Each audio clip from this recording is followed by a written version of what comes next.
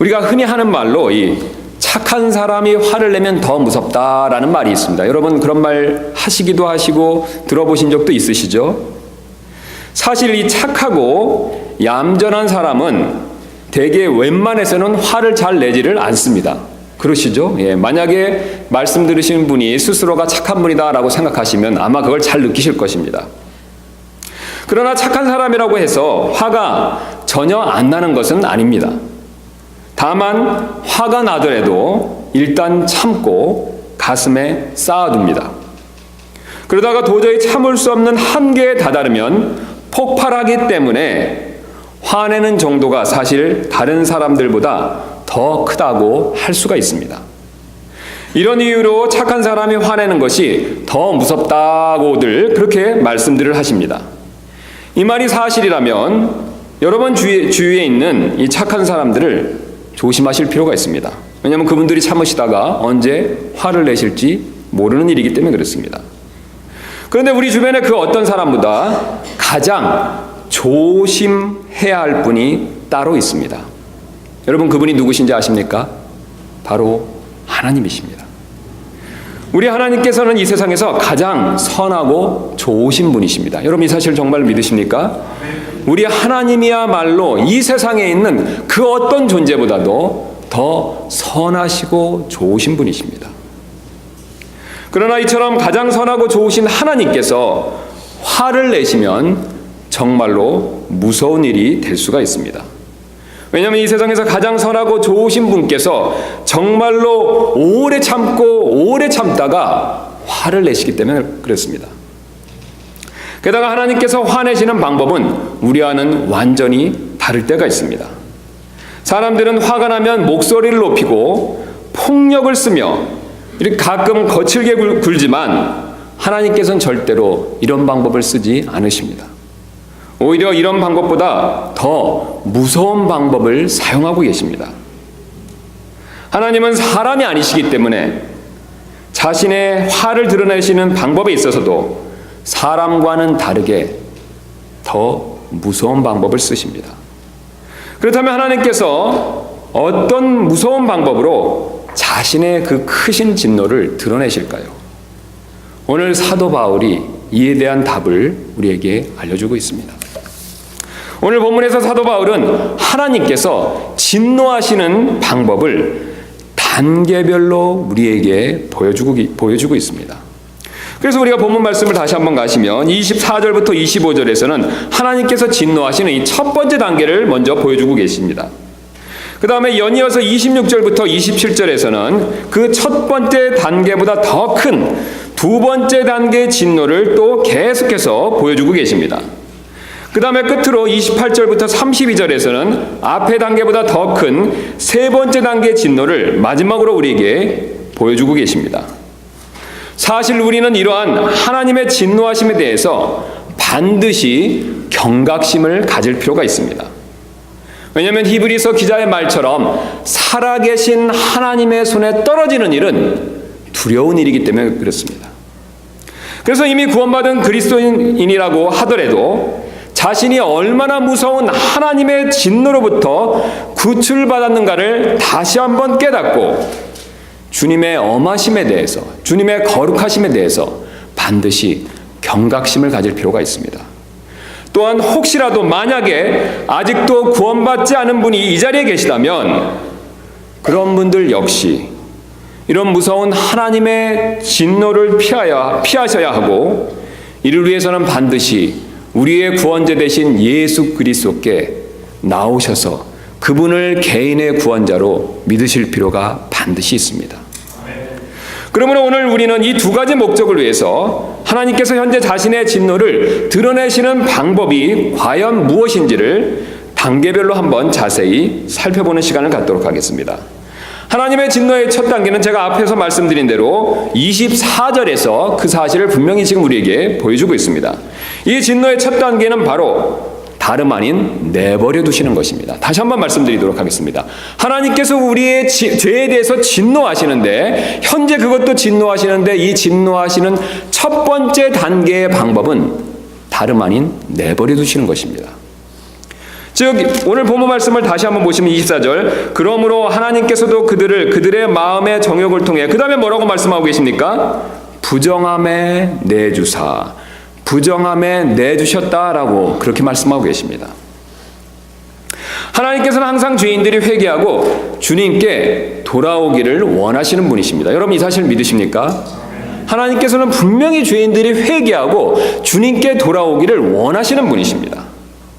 그리고 죄인들이 더 나쁜 죄악에 빠지는 것을 금지하고 또한 그것을 막으시는 분이십니다. 게다가 죄인들이 죄악에 빠져 있는 모습을 보셨을 때 우리와는 아주 다르게 슬퍼하시는 분이십니다. 그래서 우리 창세기 6장 5절부터 6절에서 하나님께서 우리 노아 시대의 죄악에 관영한 것을 보고 다음과 같이 말씀하신 적이 있습니다. 하나님께서 사람의 사악함의 땅에서 크고 또 그의 마음에서 생각하여 상상하는 모든 것이 항상 악할 뿐임을 보시고 주께서 땅 위에 사람을 만드신 것으로 인해 슬퍼하시며 또 그것으로 인해 마음에 근심하시고, 하나님은 우리의 죄악에 대해서, 우리가 죄 짓는 것에 대해서 또한 이렇게 슬퍼하시는 분이십니다. 그러나 죄인들이 계속해서 회개하고 주님께 돌아오지 않으면 결국 주님께서는 진노하십니다. 그런데 자신의 진노를 쏟아부으시는 여러 가지 방법 중에서 오늘 하나님께서는 그 중 하나가 바로 그 죄악에 더 빠지도록 내버려 두신다는 것입니다. 성경은 이 사실을 여러 곳에서 우리에게 풍부하게 보여주고 있습니다. 우리 한번 호세아서 4장 17절부터 19절 말씀 한번 보도록 하겠습니다. 앞으로 쭉 가시면 우리 구약 말씀 호세아 말씀이 나오는데 호세아 4장 17절부터 19절 말씀 한번 보도록 하겠습니다.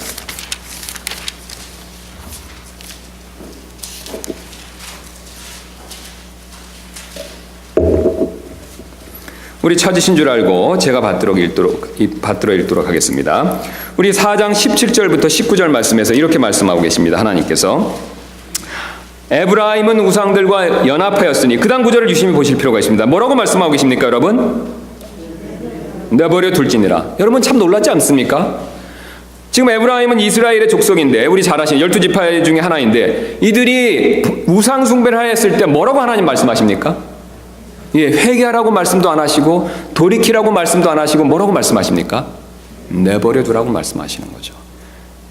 내버려 두시는 이유를 계속해서 설명하십니다.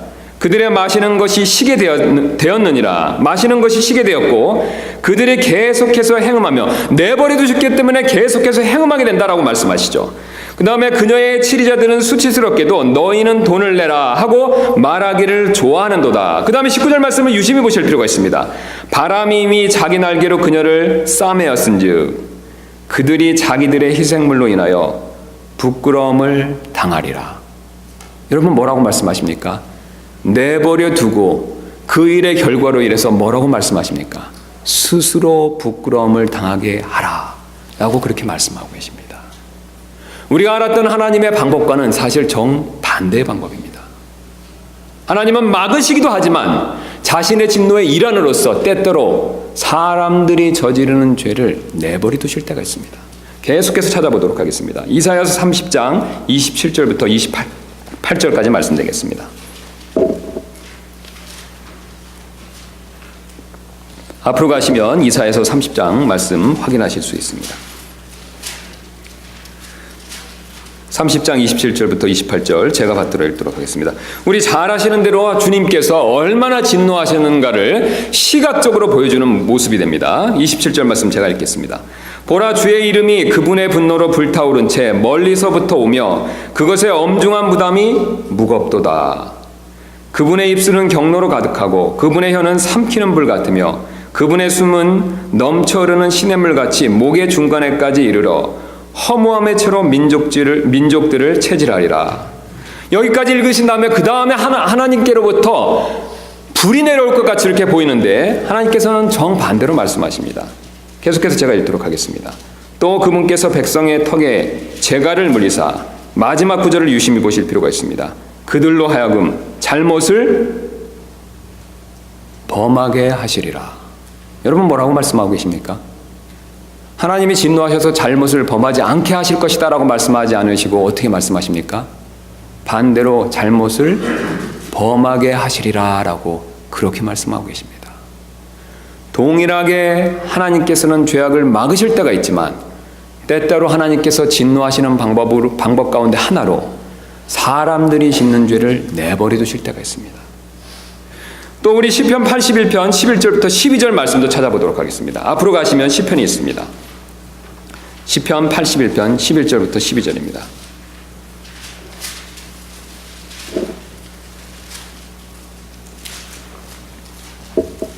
이렇게 말씀하십니다. 그러나 내 백성이 내 음성에 귀를 기울이려 하지 아니하며 이스라엘이 내게서 아무것도 원치 아니하였도다. 12절 말씀을 유심히 보실 필요가 있습니다. 그러므로 내가 그들을 그들 마음의 정욕에 넘겨주매 그들이 자기들의 계획 안에서 걸었도다. 여러분 뭐라고 말씀하십니까? 그들의 정욕에 주님께서 막으시지 않고 반대로 넘겨주셨다라고 이렇게 말씀하고 계십니다. 그 결과 자신들의 악한 계획 안에서 그들이 더 그것을 걷게 되었다라고 그렇게 말씀해 주고 계십니다.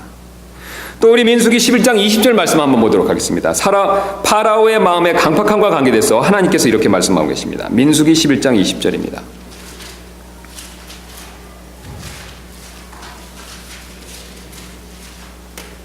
그래서 이집트와 파라오에 대해서 민수기 11장 20절에서 이렇게 말씀하고 계십니다. 그들은 바로 이집트와 파라오에 대해서 말씀하고 계시는데 이는 그들이 이스라엘을 대적하여 싸우러 오게 하려고 주께서 그 다음은 구절을 유심히 보실 필요가 있습니다. 그들의 마음을 살같이 부드럽게 하신 것이 아니라 뭐라고 말씀하고 계십니까? 강팍하게 하셨기 때문이라. 이것은 그분께서 그들을 진멸하사 그들이 호의를 입지 못하게 하려 하심이요 또 주께서 모세에게 명하신 대로 그들을 멸하려 하심이더라.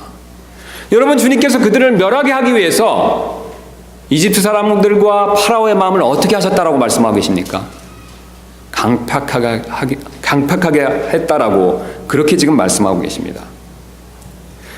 그들이 자신들의 마음을 강팍하게 했기 때문이 아니라 반대로 주님께서 그들의 마음을 강팍하게 하셨다라고 그렇게 말씀하고 계십니다. 오늘 놀랍게도 본문도 이 사실을 우리에게 지금 분명히 보여주고 있습니다. 사람들이 회개하고 돌아오지 않자 하나님께서는 그들의 죄악에 더 빠지도록 오히려 내주셨다라고 그렇게 말씀하고 계십니다. 오늘 다시 한번 본문으로 가셔서 이 말씀을 확인해 보도록 하겠습니다. 24절에 이렇게 시작하고 있습니다. 그러므로 여기서 그러므로라는 표현은 우리 앞에서 살펴봤던 22절과 23절 말씀을 받고 있습니다. 22절과 23절 말씀이 내용이 어떤 것입니까, 여러분? 이 사람들이 우상 숭배를 하는 내용에 대해서 주님께서 말씀하시는 내용이었었죠. 그래서 사람들이 하나님을 아는 지식이 있고 이 창조물을 통해서 하나님에 대해서 분명히 아는 것에도 불구하고 자신의 욕심에 따라 자기가 원하는 하나님을 만들어내고 그 형상을 썩어질 것으로부터 새롭게 고안해내서 우상 숭배하는 모습에 대해서 주님께서 22절과 23절을 통해서 지난 시간에 말씀해 주셨습니다. 사람들이 그렇게 우상 숭배를 했기 때문에 그러므로라고 이렇게 시작하고 있습니다. 그래서 이것에 대해서 하나님께서 뭐라고 말씀하시냐면 그래서 하나님께서도 그들 마음의 정욕을 통해 부정하며 그 다음에 뭐라고 말씀하고 계십니까? 내주셨다라고 그렇게 말씀하고 계십니다. 여기서 내주셨다라는 동사는 다음과 같은 그림을 가지고 있습니다. 어떤 사람이 강가에서 강의 물살에 끌려내려고 하는 이 배가 끌려내려가지 않도록 이렇게 잡고 있는 그런 그림인데 이렇게 잡고 있다가 배를 잡고 있어서 그 강가의 물살로 강의 물결에 따라서 밑으로 내려가지 않게 하고 있다가 갑자기 이것을 놔서 오히려 더 빠르게 그 물결을 따라 배가 밑으로 떨어지게 하는 그런 그림을 가지고 있는 동사가 됩니다. 즉 이 모습은 바로 하나님께서 지금까지 더 죄악에 빠지지 않도록 붙들고 계시다가 이제는 반대로 그 죄악에 더 빠지도록 이렇게 손을 놓아버리시는 그런 그림을 가지고 있는 동사가 됩니다. 이때 하나님께서는 아주 적극적으로 내버려 두셔서 사람들의 정욕이 극에 달해 그에 따른 죄와 그 결과를 향해 스스로 곤두박질 치도록 하나님께서 그렇게 허락하신다는 뜻이 됩니다. 이것이 바로 하나님의 현재 진노가 됩니다. 특히 오늘 바울은 인간의 여러 가지 정욕 가운데서 부정함에 곤두박질 치는 모습에 대해서 우리에게 그것을 말씀해 주고 있습니다. 우리가 지난 시간에 살펴본 대로 사람들이 사실 여러분 왜 우상을 만듭니까? 자신의 정욕 때문에 그렇죠. 자신이 원하고 싶은 신을 섬기기 때문에 그렇습니다. 자기가 필요한 것을 주기를 원하는 신을 만들어서 그것을 섬기기를 원하기 때문에 그렇다는 것이죠. 모든 사람들이 하나님을 제외하고 사실 자기가 원하는 것을 그것을 우상으로 만들어서 눈에 보이든 마음에 있든 그것을 만들어서 섬기기를 원하고 있습니다. 하나님께서는 그것에 대해서 슬퍼하십니다. 하나님께서는 그런 모습에 대해서 회개하기를 원하십니다. 그러나 그럼에도 불구하고 사람들이 끝까지 회개하지 않았을 때 오히려 하나님께서는 그런 모습 가운데 있는 사람들을 내버려 두신다라고 그렇게 지금 말씀하고 계십니다. 그래서 오늘 24절 말씀을 보면 특별히 정욕을 통해 부정함에 내주셨다라고 그렇게 말씀하고 계십니다. 여러분 확인이 되십니까?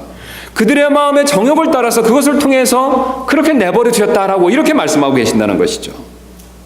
특별히 하나님께서 내버려 두셨는데 정욕을 따라 내버려 두셨는데 그 내버려 두신 대상이 바로 뭐냐면 부정함이다라고 이렇게 말씀하고 계십니다. 여기서 부정함이라는 것은 성경의 여러 곳의 말씀을 확인해 보시면 바로 성적 부도덕을 가리킨다는 것을 우리가 쉽게 알 수가 있습니다. 찾아보진 않지만 우리 고린도후서 12장 21절 말씀 보면 부정한 일과 음행과 사교과를 이렇게 세 단어를 동시에 같이 사용하고 있습니다. 그래서 이 부정한 일이라는 것은 바로 이 성적 타락을 의미하고 있습니다. 즉 하나님께서 우상 숭배를 선택한 사람들이 여러 가지 정욕에 빠지도록 내버려 두시는데 오늘 바울은 특별히 그 중에서도 성적 부정함에 빠진 경우를 예로 들어서 오늘 우리에게 그것을 설명하고 있습니다. 그리고 성적 부정함에 빠진 사람들이 겪는 고통을 바로 자기 몸을 욕되게 하는 것이다 라고 이어서 이렇게 말씀하고 계십니다. 그래서 제가 다시 한번 말씀 보도록 하겠습니다. 그러므로 하나님께서도 그들 마음의 정욕을 통해 부정함에 내주사 그렇게 내주시니까 결과가 있습니다. 그들이 자기들의 몸을 서로 욕되게 하셨으니 여러분 하나님께서 내주게 하신 결과가 어떤 것입니까? 자신들의 몸을 서로 욕되게 하셨다라고 말씀하고 계시죠. 여기서 욕되게 했다라는 동사는 상대방을 하나님의 형상을 지닌 인격적인 존재로 여기는 것이 아니라 오히려 성적 욕구의 대상으로만 다루려고 하는 그런 행동에 대해서 하나님께서 정죄하시는 그런 모습을 보여주고 있습니다. 사실 하나님께서 우리에게 성을 주신 것은 정상적인 가정을 이루어서 하나님의 처음에 주신 우리에게 주신 그 축복의 내용대로 번성하게 하기 위해서 주신 것이었습니다. 사실 가정은 하나님의 복을 받는 그릇과도 같은 역할을 합니다. 제가 여기 잠깐 이것을 설명드리기 위해서 이 컵을 준비해 왔습니다. 사실 우리가 사람이 살아가는 데 필요한 가장 필수적인 요소 중에 하나가 바로 물입니다. 이 물을 마시기 위해서는 우리가 손으로 마실 수도 있지만 대부분의 분들은 이런 컵 같은 것을 이용해서 그렇게 이것을 담아서 마십니다. 그런데 이 가정은 바로 하나님께서 주시는 물과 같은 이 복을 이렇게 담을 수 있는 그런 역할을 한다는 뜻이 됩니다. 그래서 하나님께서 우리에게 처음에 창세기 1장과 2장에서 우리에게 생육하고 번성하고 땅에 충만하라는 그런 내용의 복을 주셨습니다. 여러분 그 사실이 기억나십니까? 그런데 하나님께서 이 복을 주실 때 이 복을 담을 수 있는 그릇으로 남자와 여자를 통해서 둘이 하나가 연합하는 가정이라는 것을 통해서 이 복을 누리도록 그렇게 우리를 만드셨습니다. 그래서 남자와 여자는 둘이 한 몸이 돼서 하나님의 주시는 복을 담을 수 있는 그런 역할을 한다는 뜻이 됩니다. 특별히 성은 남자와 여자가 하나가 될 때 접착제 역할을 해서 이 둘이 하나가 완전히 되게 하는 그런 역할을 하고 있습니다. 그래서 이 성은 사실 가정을 이루는데 하나님이 주신 아주 중요한 수단과 도구가 됩니다. 그러나 여러분 여기에 문제가 생길 수가 있습니다. 바로 우리가 성적 타락에 빠져들면 하나님께서 이 성이란 것을 오히려 하나님의 복을 받는 도구가 아니라 하나님의 징계와 심판을 받는 도구가 될 수 있다라는 사실을 거꾸로 우리에게 경고해서 그렇게 지금 말씀해 주고 계십니다. 성을 잘못 이용하면 행복을 위한 도구가 아니라 오히려 행복을 사라지게 하는 그런 도구가 될 수 있다는 뜻이 됩니다.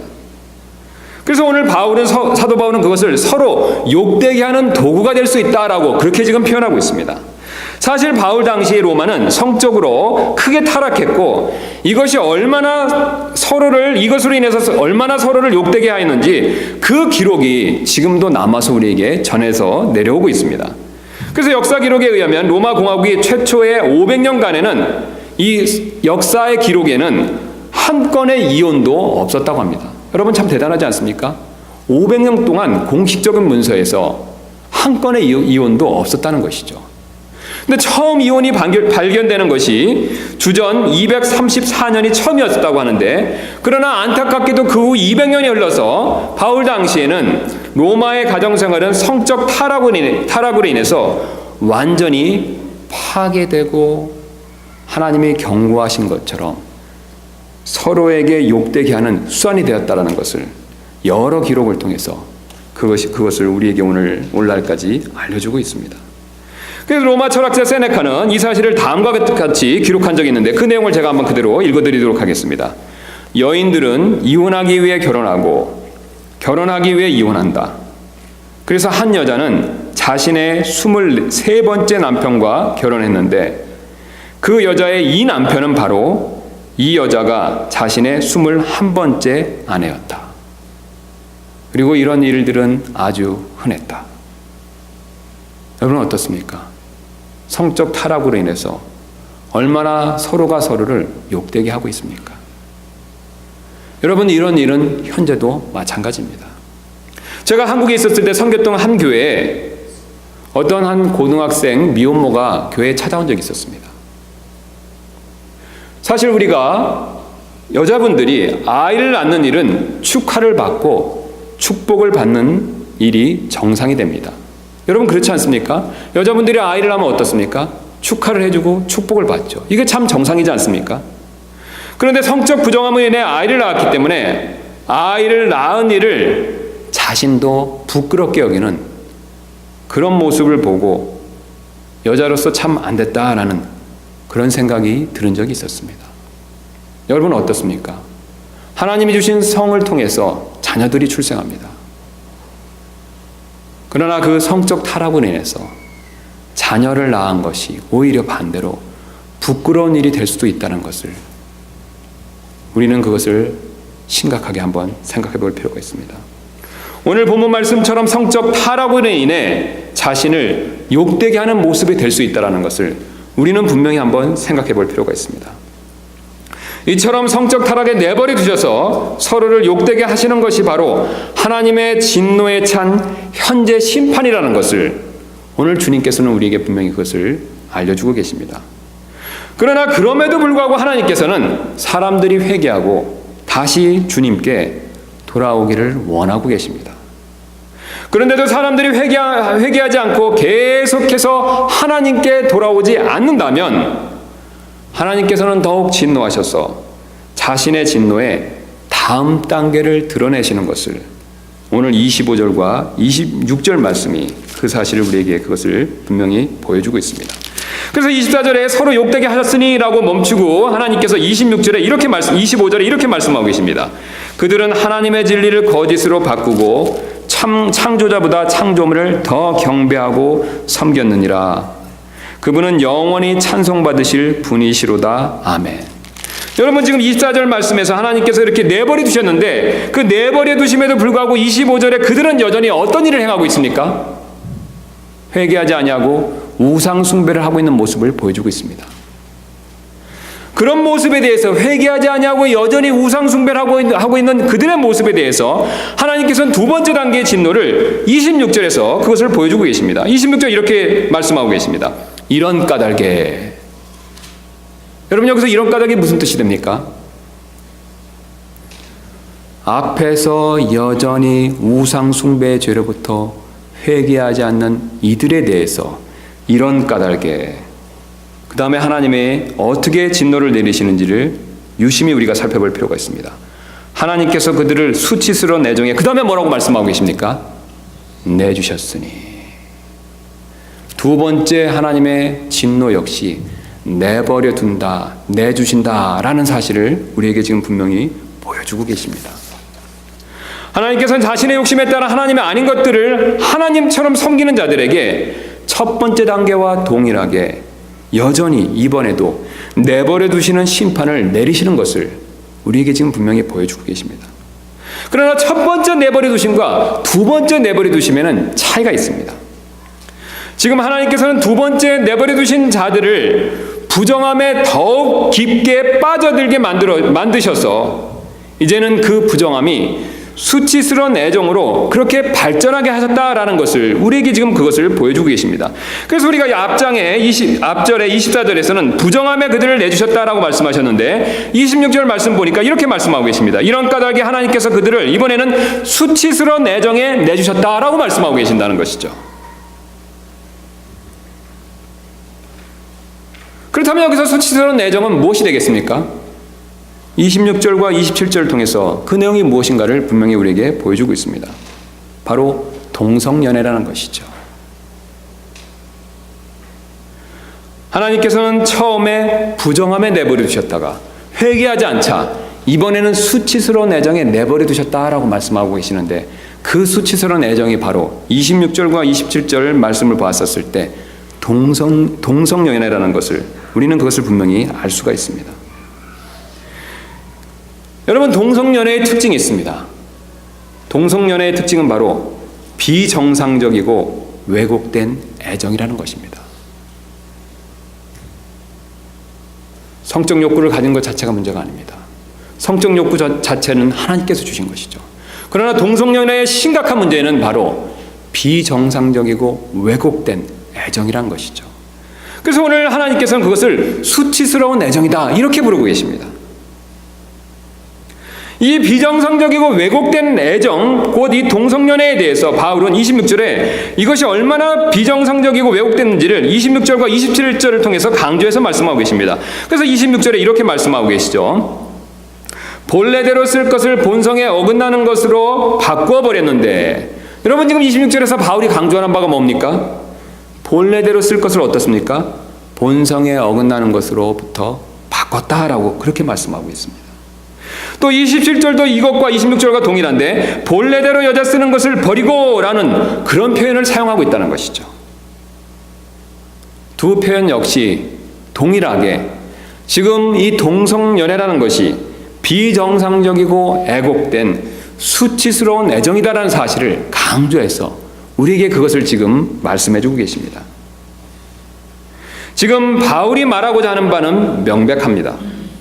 지금 동성연애가 비정상인 것만큼 우리가 앞에서 살펴봤던 탐심에 의한 우상 숭배도 그것 이상으로 비정상적이라는 사실을 하나님의 말씀을 통해서 오늘 우리에게 그것을 알려주고 있다는 것입니다. 여러분 어떻게 생각하십니까? 동성연애를 봤었을 때, 우리 그리스도인은 동성연애를 봤었을 때 어떻습니까? 끔찍하죠. 여러분 맞지 않습니까? 혐오감이 생기죠. 여러분 왜 그랬습니까? 비정상적이고 왜곡된 수치스러운 애정이기 때문에 그렇다는 것이죠. 그러나 우리가 동성연애는 왜곡되고 비정상이라고 보면서 비록 우리가 그리스도인임에도 불구하고 때때로 우리는 탐심, 곧 우상 숭배를 이것만큼 비정상적이고 왜곡됐다라고 생각하지 않을 때가 종종 있습니다. 그러나 오늘 하나님께서는 두 가지 다가 똑같이 왜곡되고 비정상적이라는 사실을 우리에게 그것을 강조해서 지금 말씀해주고 계십니다.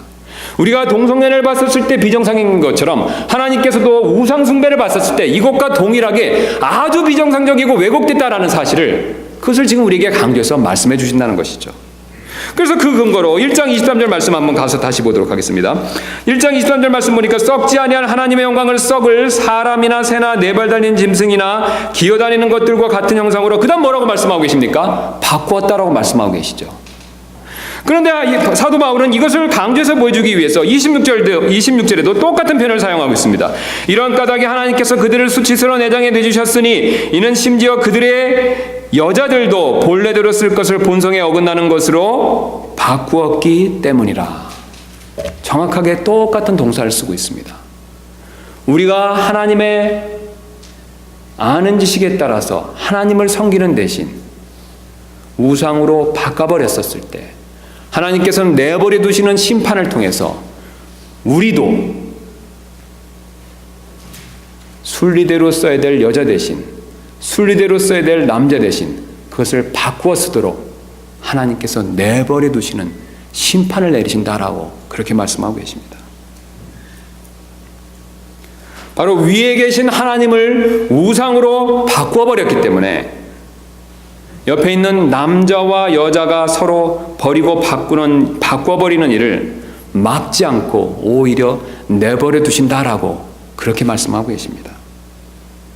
그 결과 동성연애처럼 엄청난 비정상적이고 왜곡된 삶에 빠지도록 내버려 두신다라고 그렇게 말씀해주고 계십니다.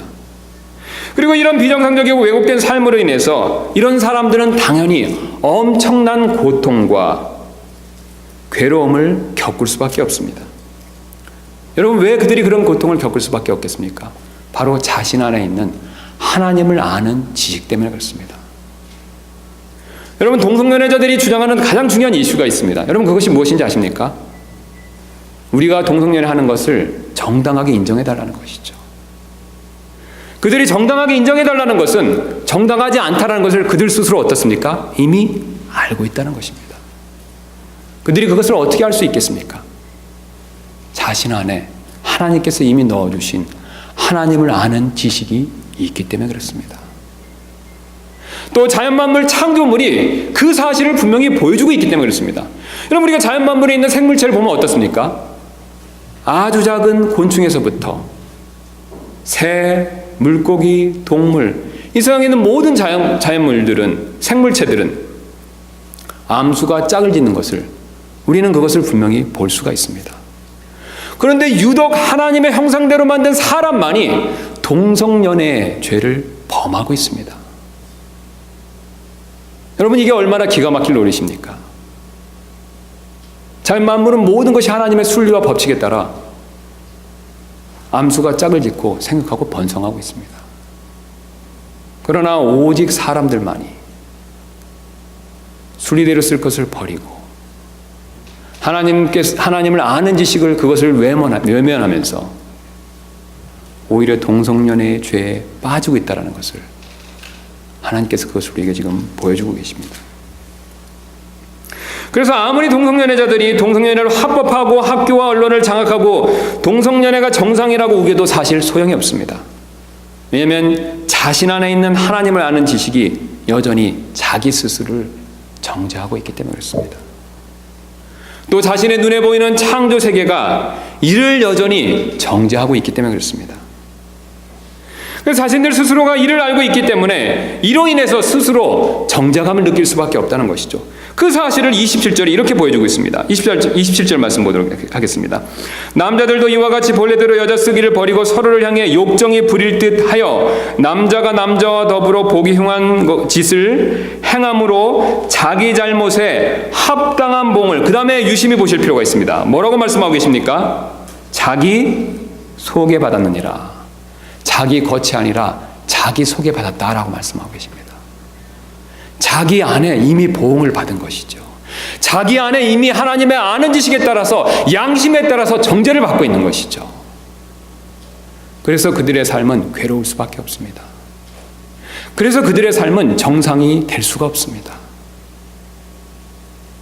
왜냐하면 하나님을 아는 지식이, 또 하나님의 창조 세계의 이 자연 질서가 그들을 정죄하고 있기 때문에 그렇습니다.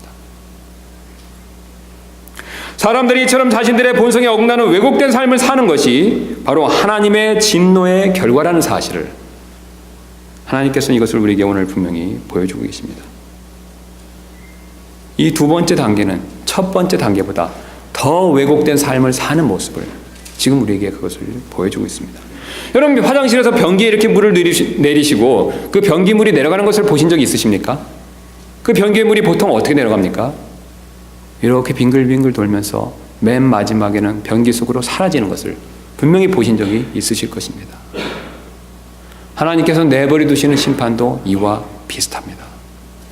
첫 번째보다는 두 번째가 못하고, 또 우리가 이어서 살펴볼 세 번째가 이 두 번째보다 못하다는 것을 하나님께서는 연속해서 그것을 지금 보여주고 계십니다. 그래서 역시 제가 좀 전에 방금 말씀드린 대로 이 하나님 진노의 마지막 단계 역시 더더욱 내버려 두신다는 것을 28절에서 보여주고 있습니다. 28절 이렇게 시작하고 있죠. 또한, 역시 그것뿐만 아니라 역시 또한 그들이 자기 지식 속에 하나님 두기를 싫어하며 하나님께서도 그들을 버림받은 생각에, 그 다음에 뭐라고 말씀하고 계십니까? 내주사. 영어로 보면, 영어 킹제임스로 보면 똑같은 gave up으로 되고 있는 것을 우리가 분명히 확인해 볼 수가 있습니다. 그래서 gave up이나 gave over를 사용해서 영어 킹제임스는 헬라어가 가지고 있는 동일한 동사를 이렇게 세 번 연속해서 지금 그것을 지금 우리에게 분명히 보여주고 있습니다. 사실 하나님은 엄하신 분이십니다. 하나님은 사랑과 은혜가 풍성하시지만 반면 엄하실 때가 있습니다. 하나님께서는 분명히 엄하시기 때문에 우리가 정말로 회개하지 않는다면 계속해서 내버려두는 진노를 내리실 수밖에 없습니다. 여러분, 우리 같으면 어떻겠습니까? 이 정도 타락하고 이 정도로 비정상적인 삶을 산다면 우리는 봐줄 수도 있을 것입니다. 그러나 오늘 두렵게도 하나님께서는 이 단계에서 더 내버려 두시는 것을 통해서 더 밑으로 떨어지게 만든다는 사실을, 우리에게 그것을 지금 우리 분명히 보여주고 계십니다. 동성연애를 통해서 고통을 당하면서 회개하지 않는 사람에게 이제는 온갖 죄악에 빠져들게 그렇게 내버려 두시는 모습을 보여주고 있습니다. 그래서 이 28절 이렇게 시작하고 있습니다. 또한 그들이 뭐라고 말씀하고 있냐면 자기 지식 속에 하나님 두기를 싫어하며. 여러분, 지금 그들은 누구를 얘기하고 있습니까? 앞에서 얘기했던 동성연애를 행하는 사람들이죠. 그들이 하나님을 아는 지식을 분명히 가지고 있지만 자기 지식 속에서 어떻습니까? 하나님 두기를 분명히 싫어한다라고 얘기하고 있죠. 여러분, 왜 그들이 자기 지식 속에 하나님 두기를 싫어하겠습니까? 그 지식이 어떻습니까? 자기 마음을 정죄하기 때문이죠. 그들은 정죄하는 것을 느끼고 그것이 싫은 것입니다. 그래서 이제는 반대로 이 자기 자신 안에, 자기 마음 안에 있는 하나님을 아는 지식, 그 생각조차도 그것을 하기 싫어하는 모습을 보여주고 있습니다. 그래서 그들이 자기 지식 속에 하나님 두기를 싫어하며, 이에 대해서 하나님이 내리시는 진노를 보겠습니다. 하나님께서도 그들을 버림받은 생각에 내주사. 그들의 버림받은 생각에 내주셨다라고 분명히 말씀하고 계십니다. 그리고 그 결과 합당하지 못한 그 일들을 행하게 하셨으니, 그 합당하지 못한 일들이 무엇인지 사도 바울은 29절부터 31절 말씀을 통해서 무려 24가지 죄악들을 우리에게 자세히 지금 보여주고 있습니다. 여러분, 한번 이 죄악들을 한번 생각해 보시기 바랍니다. 그들이 하나님을 마음에 두기 싫어하고 그들이 하나님을 자기 지식 속에 두기를 싫어했었을 때 하나님이 더 내버려 두시자 이들은 24가지 죄악에 빠지는 모습을 주님께서 그것을 우리에게 분명히 보여주고 계십니다. 여러분, 이 24가지 죄악을 짓는 사람들의 삶이 얼마나 비정상적인 삶이 될 것인지를 한번 생각해 보시기 바랍니다. 우리가 여기 있는 24가지 죄악 중에서 한두 가지만 범해도 사실 우리 마음에 괴로움이 있습니다. 여러분, 정말 그러시죠? 여기저기서 한번 보시기 바랍니다. 뒤에서 헐뜯는 자요. 누가 뒤에서 자기를 헐뜯으면 어떻습니까? 참 괴롭죠. 내가 다른 사람을 헐뜯어도 어떻습니까? 성령님의 찔림을 받으면 어떻습니까? 마음에 편치가 않죠. 한두 가지 죄도 우리의 마음이 편치 않은데 이런 24가지의 죄악이 그 마음속에서 들끓는다면 이 사람의 삶은 얼마나 불행하겠습니까? 그리고 이런 사람의 삶의 모습은 얼마나 정상에서 멀어지고 왜곡된 모습이 되겠습니까? 그래서 이들이 얼마나 왜곡됐는지를 32절에서 간단하게 한 구절을 통해서 우리에게 그것을 지금 분명히 보여주고 있습니다. 그들이 이런 일들을 행하는 자들은 죽어야 마땅하다는 하나님의 심판을 알고도 같은 일들을 행할 뿐 아니라 그런 일들을 행하는 자들을 기뻐하느니라. 여러분, 그들의 태도를 하나님께서 지금 무엇이라고 말씀하고 계십니까? 분명히 이것이 잘못된 것을 알지만 이런 일들을 행하는 자들은 죽어야 마땅하다는 하나님 심판을 알면서도 같은 일들을 여전히 행하고 그 일을 행하는 자들을 반대로 슬퍼하고 회개하고 괴로워하는 것이 아니라 기뻐한다라고 그렇게 말씀하고 있습니다. 얼마나 왜곡되고 비정상적인 삶의 모습이라는 것을 지금 주님께서 우리에게 그것을 지금 보여주고 계십니까? 이런 죄들이 마음에 들끓으면 마음에 기쁨과 평안이 있을 수가 없습니다. 왜냐하면 행복의 근원이신 하나님과는 지금 완전히 멀어졌기 때문에 그렇습니다. 여러분, 우리는 그리스도인으로서 우리가 하늘에 가기를 소원합니다. 여러분 정말 그러시죠? 여러분 맞습니까? 여러분 왜 우리가 하늘에 가기를 소원하십니까? 우리 하나님이야말로, 하늘에 계신 우리 주님이야말로 참 기쁨과 생명의 근원이시기 때문에 그렇습니다. 그 주님과 멀어지면 멀어질수록 괴로움과 고통이 따를 수밖에 없습니다. 오늘 하나님께서는 자신의 진노를 드러내시는 하나의 방법으로서 내버려 두시는 것을 통해서 하나님과 더 멀어지도록 허락하신다는 사실을 오늘 우리에게 그것을 분명히 보여주고 계십니다. 우리는 지금까지 하나님의 현재 진노에 대해서 살펴봤었습니다. 이제 이 말씀으로부터 얻을 수 있는 몇 가지 교훈을 살펴보고 이제 말씀을 정리하도록 하겠습니다. 우리가 얻을 수 있는 첫 번째 교훈은 지금 현재 진노를 받고 있는 사람들을 우리는 사실 불쌍히 여길 필요가 있습니다. 우리는 구원받은 그리스도인들입니다. 여러분 구원받으신 분들이 맞으십니까? 우리가 구원받은 사람들의 입장에서 이런 죄악을 짓는 사람들을 봤었을 때 우리는 사실 나도 모르게 쉽게 정죄할 수가 있습니다. 그러나 오늘 이 말씀을 보니까 그들은 사실 그런 죄악 자체가 하나님의 심판으로서 하나님의 진노의 하나의 방법으로서 받는 심판이라는 것을 하나님께서 우리에게 그것을 분명히 가르쳐 주시고 그런 심판으로 인해서 고통받는다는 것 역시 그것을 우리에게 분명히 하나님께서는 그것을 가르쳐 주고 계십니다. 우리가 오늘 이 말씀을 그대로 믿는다면 우리는 사실 그들에 대해서 정죄하기보다는 안타까운 마음을 가질 필요가 있습니다. 왜냐하면 그들은 현재 하나님의 진노를 받고 있기 때문에 그렇습니다.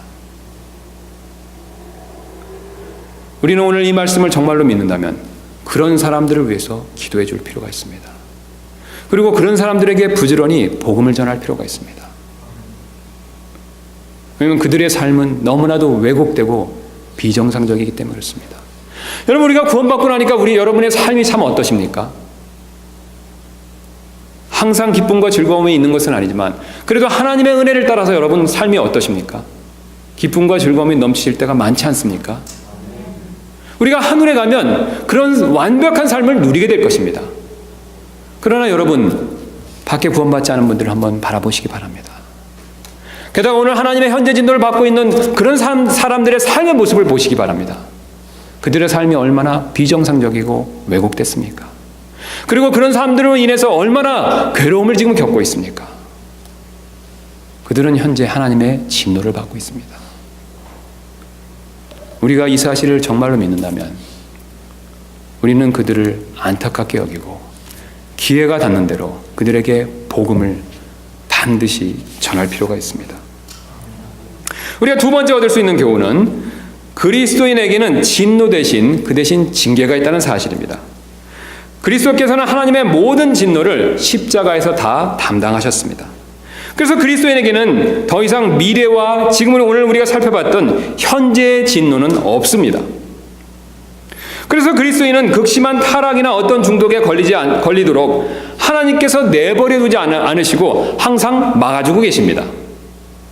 여러분 그렇다면 하나님께서 막아주시는 이 방법이 무엇인지 아십니까? 지금 불신자는 하나님께서 회개하고 돌아오지 않을 때 내버려 두신다라고 말씀하셨죠. 이것이 하나님의 현재 진노다라고 그렇게 말씀해 주셨습니다. 그런데 우리 그리스도인들은 이런 현재 진노는 받지 않습니다. 여러분 왜 그렇습니까? 우리는 이미 모든 진노를 담당하신 예수 그리스도 안에 있기 때문에 그렇죠. 그러나 하나님께서 때때로 우리가 이런 죄악에 빠져들려고 할 때 하나님께서는 이것을 즉시로 막아주시는데, 이 막아주시는 방법은 다름 아닌 바로 징계라는 것입니다. 불신자가 죄를 지을 때는 하나님께서 진노로서 내버려 두시지만, 그러나 신자가 죄를 지을 때는 하나님께서 사랑으로 인해서 징계하신다라고 그렇게 말씀하고 계십니다. 그래서 하나님께서 우리가 죄를 지을 때 내버려 두시지 않고 즉시로 징계하신다는 사실을 히브리서 12장에서는 다음과 같이 말씀하고 계십니다. 주께서 사랑하는 자를 친히 징계하시고 자신이 받아들이는 아들마다 채찍질 하셨느니라. 모든 사람이 징계를 받음으로 너희에게 징계가 없으면 너희가 사생하여 아들이 아니니라. 또한 우리에게 있던 우리 육체의 아버지들이 우리를 바로잡아도 우리가 그들을 공경하였거늘 하물며 영들의 아버지께서 우리가 더욱 복종하고 이로써 살아야 하지 아니하겠느냐. 진실로 그들은 며칠 동안 자기들이 기뻐하는 대로 우리를 징계하였거니와 그분께서는 우리의 유익을 위해 하시나니 이것은 우리가 자신의 거룩함에 참여하는 자가 되게 하려 하심이라. 이제 어떤 징계도 그 당시에는 기쁘게 보이지 아니하고 슬프게 보이나 그럼에도 불구하고 나중에는 그것으로 말미암아 단련된 자들에게 그것이 의의 화평의 열매를 맺느니라. 아멘. 하나님께서는 우리가 죄악에 빠지는 것을 막기 위해서 내버려 두시는 것이 아니라 오히려 징계하신다라고 그렇게 말씀하고 계십니다.